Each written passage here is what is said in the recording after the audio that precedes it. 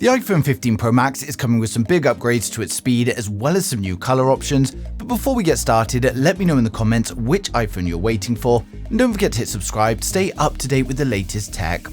So first up, we've got a tweet from Majinbuu on Twitter, and he advises that internal sources are saying that the Apple event is going to be held on the 12th of September for the new iPhones as well as the new watches, and while he does say that he can't be 100% sure of the information, if it is true then the official invites are going to be coming out anytime now.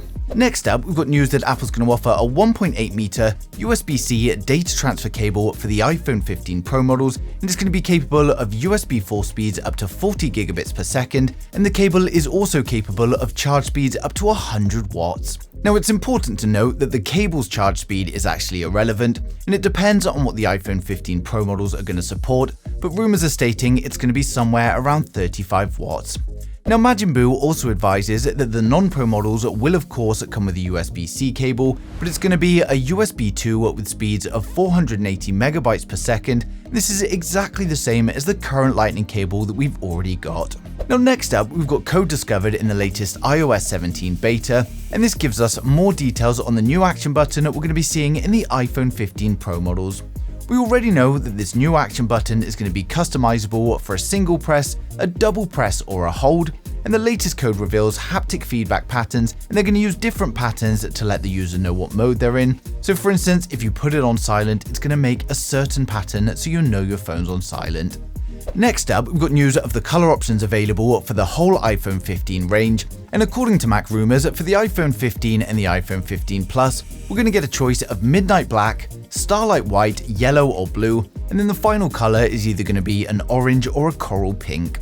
When it comes to the iPhone 15 Pro and the iPhone 15 Pro Max, we get a choice of dark blue, silver grey, a space black, as well as a natural titanium color. So unfortunately, it looks like the early rumors of a crimson red iPhone 15 were actually false. There's also multiple sources now stating that the iPhone 15 Pro Max is going to be renamed the iPhone 15 Ultra. And this does make sense given it's the largest, most premium in the series, and it goes in line with the Apple Watch models as well.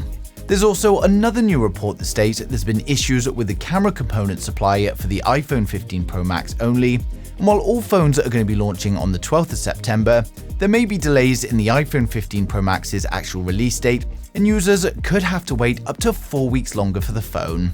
Now, for those of you excited for the iPhone 15 though, we're now going to run through the full specs, design, and the price for each model in the range to help you guys decide which one is right for you. For my regular viewers, you guys have probably already seen this, so you can just skip to the next video, but if you're new here, then hit subscribe and we'll get right into it. So first up, we've got the standard iPhone 15. With the standard iPhone 15, we get a 6.1-inch 60Hz OLED display. It's got a resolution of 2532 by 1170, and it's protected by ceramic shield. We get the new dynamic island, which covers up the 12-megapixel selfie camera and the Face ID sensors, and then on the rear we've got a 12-megapixel primary camera with a 12-megapixel ultra-wide.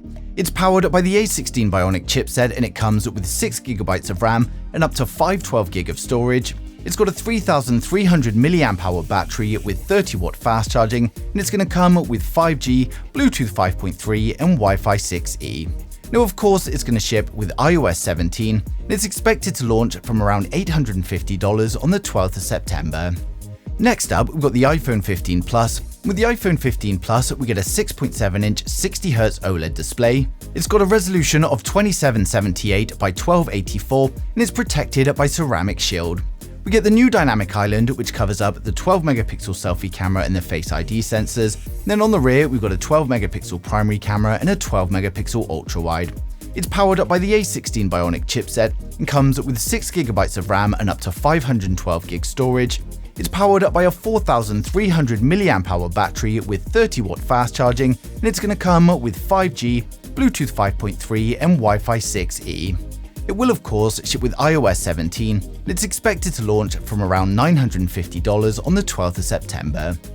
Next, we've got the iPhone 15 Pro with a 6.1-inch 120Hz OLED display. It's got a resolution of 2556 by 1179, and again it's protected by ceramic shield. We get the new dynamic island, which covers up the 12-megapixel selfie camera and the Face ID sensor. And then on the rear, we get a 48 megapixel primary camera, a 12 megapixel ultrawide, and a 12 megapixel telephoto with 3x optical zoom.